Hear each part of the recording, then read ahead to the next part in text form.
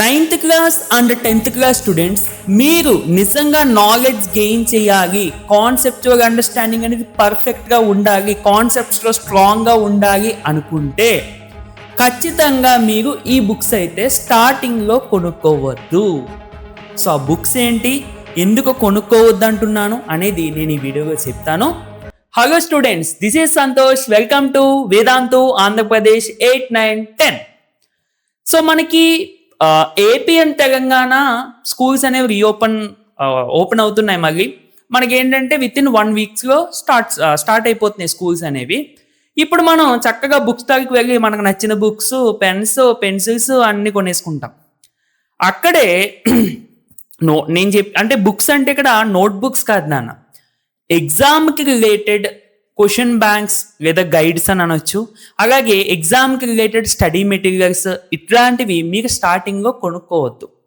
Okay, అదేంటి sir, ఎవరైనా question banks స్టార్టింగ్లో కొనుక్కొని స్టార్టింగ్ నుంచి ప్రిపేర్ అవ్వమని చెప్తారు, మీరేంటి కొనుక్కోవద్దు అంటున్నారు అంటే రీజన్ ఏంటి అంటే నాన్న, ఇప్పుడు మనం ఒక క్వశ్చన్ బ్యాంక్ కొన్నాము అంటే అందులో క్వశ్చన్స్ ఉంటాయి, ఆన్సర్స్ కూడా దాని కిందే ఉంటాయి.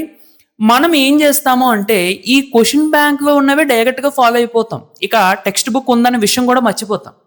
టీచర్ మన లెసన్ చెప్తున్నప్పుడు కూడా మనకి ఏంటంటే ఒక రకమైన నెగ్లిజెన్స్ వచ్చేస్తుంది. పర్లేదుగా నాకు క్వశ్చన్ బ్యాంక్ ఉంది కదా, నోట్స్ నేను అందులో రాసుకుంటాను, పర్లేదుగా తర్వాత చదువుకుందాం అనే నెగ్లిజెన్స్ వచ్చేస్తుంది అన్నమాట. సో అందుకని క్వశ్చన్ బ్యాంక్స్ దయచేసి స్టార్టింగ్లో కొనుక్కోవద్దు. ఓకే, ఎప్పుడు కొనుక్కోవాలో కూడా నేను చెప్తా. మరి స్టార్టింగ్లో కొనుక్కోకుండా మేము ఎందులో ప్రిపేర్ అవ్వాలి సార్ అని మీకు డౌట్ పడవచ్చు మీకు. మనకి నాన్న గవర్నమెంట్ స్కూల్ స్టూడెంట్స్కి అయితే మనకి గవర్నమెంట్ టెక్స్ట్ బుక్స్ ఇస్తుంది. ప్రతి ఇయర్ ప్రతి స్టూడెంట్కి కూడా కొత్త టెక్స్ట్ బుక్స్ వస్తాయి. ఇక ప్రైవేట్ స్కూల్ స్టూడెంట్స్కి అయితే టెక్స్ట్ బుక్స్ ఉండవు, బట్ వాళ్ళ స్కూల్లో సంబంధించిన మెటీరియల్స్ ఉంటాయి. నేను ఎవరికైనా చెప్పేది ఏంటంటే టెక్స్ట్ బుక్స్ స్టార్టింగ్లో చదవమని చెప్తా. అది మీరు 9th చదువుతున్నా 10th వాళ్ళకి అయితే ఇంకా ఖచ్చితంగా చదవమని నేను చెప్తాను. ఓకేనా, ఎందుకంటే మీకు అది చాలా ఉపయోగపడుతుంది. ఓకే, టెక్స్ట్ బుక్లో నాన్న మనం ఒక లెసన్ చదువుతున్నప్పుడు మనకి ఏదో ఒక క్వశ్చన్ చదువుతున్నట్టు అనిపించదు, ఏదో ఒక స్టోరీ చదువుతున్నట్టు. ఎందుకంటే మన చుట్టూరు ఉన్న డైలీ లైఫ్ ఎగ్జాంపుల్స్ని బేస్ చేసుకుని అక్కడ మనకి ఇంట్రడక్షన్ ఉంటుంది.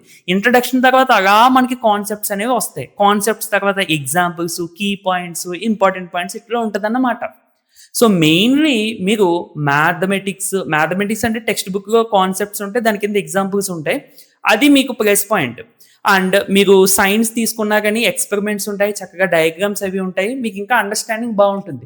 అలాగే సోషల్, ఇంకా మీకు తెలిసినవే కదా సబ్జెక్ట్స్. అంటే లాంగ్వేజెస్ టెక్స్ట్ బుక్ చదవమని నేను చెప్పట్లే, బట్ చదివితే అది కూడా మంచిదే.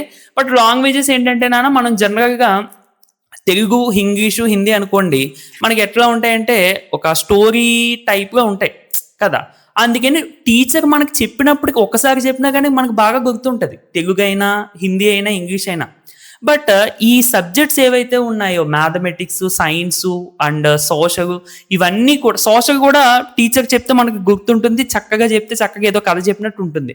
బట్ సైన్స్, మ్యాథమెటిక్స్ అనేవి అంటే ఎన్ఎస్, పిఎస్ మ్యాథమెటిక్స్ మీ అండర్స్టాండింగ్ కూడా చాలా ఎక్కువగా ఉండాలి. టీచర్ చెప్పినంత మాత్రం నాకు అర్థం అవ్వవు. ఓకే, మీ అండర్స్టాండింగ్ కూడా చాలా బాగుండాలి దాని మీద. మీరు ఎప్పుడైతే ఓన్గా అర్థం చేసుకోవడం స్టార్ట్ చేస్తారో కాన్సెప్ట్స్ని, అవే మీకు బాగా గుర్తుంటాయి.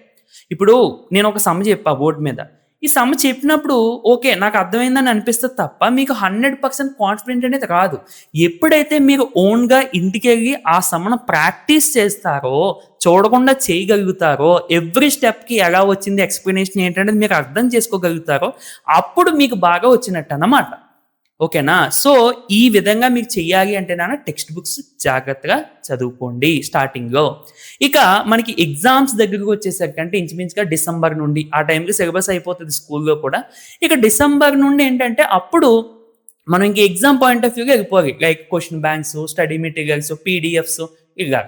ఓకేనా, సో అందుకని స్టార్టింగ్లో ఉన్నారు కాబట్టి టెక్స్ట్ బుక్స్ బాగా చదువుకోండి. స్టార్టింగ్లోనే క్వశ్చన్ బ్యాంక్స్ చదివేసుకుని స్టార్టింగ్ నుండి కూడా ఎగ్జామ్ ఓరియంటెడ్లో వెళ్ళిపోవద్దు. అంటే ఒక మార్క్స్ ఓరియంటెడ్లోనే నాకు మార్క్స్ వస్తే చాలు అనే రోజులు లేవు. ఓకేనా, నువ్వు కాన్సెప్ట్స్ బాగా స్ట్రాంగ్ చేసుకోవాలి, కాంపిటేటివ్ ఎగ్జామ్స్ రాయాలి, ఇలాగన్నమాట. అంటే మార్క్స్ ఇంపార్టెంట్ కాదా అంటే ఇంపార్టెంటే, కానీ మార్క్స్ ఒక్కటే ఉంటే కరెక్ట్ సరిపోతుంది అనేది కాదు. ఓకేనా, సో కాబట్టి నాన్న కాన్సెప్ట్స్ నువ్వు ఫస్ట్ స్ట్రాంగ్ చేసుకో. ఏ సబ్జెక్ట్ అయినా. నీకు ఇంట్రెస్ట్ ఉన్న సబ్జెక్ట్ ఇంకా ఎక్కువ చదువుకో. అలాగే అన్ని సబ్జెక్ట్స్‌ని కూడా ఈక్వల్‌గా బ్యాలెన్స్ చేయడానికి చూడు. అండ్ నువ్వు ఎప్పుడైతే కాన్సెప్ట్ స్ట్రాంగ్ చేసుకుంటావో ఆటోమేటిక్‌గా మార్క్స్ అనేవి నీ దగ్గరకొస్తాయి. ఓకే. సో, స్టార్టింగ్‌లో కాన్సెప్ట్స్‌ని క్లియర్ చేసుకోవడానికి, స్ట్రాంగ్ చేసుకోవడానికి ప్రయత్నించు. అది నీకు తర్వాత ఎంతగానో యూజ్ అవుతుంది. ఓకేనా? సో, ఇది నాన్న వీడియో. నచ్చితే తప్పకుండా లైక్ చేసేయండి. మీకు ఇంకా ఏమైనా డౌట్స్ ఉంటే ఖచ్చితంగా కామెంట్ చేయండి. నేను రిప్లై ఇస్తా. ఓకే. సో, నెక్స్ట్ వీడియోగా మళ్ళీ కలుద్దాం నాన్న. Thank you for watching and by by.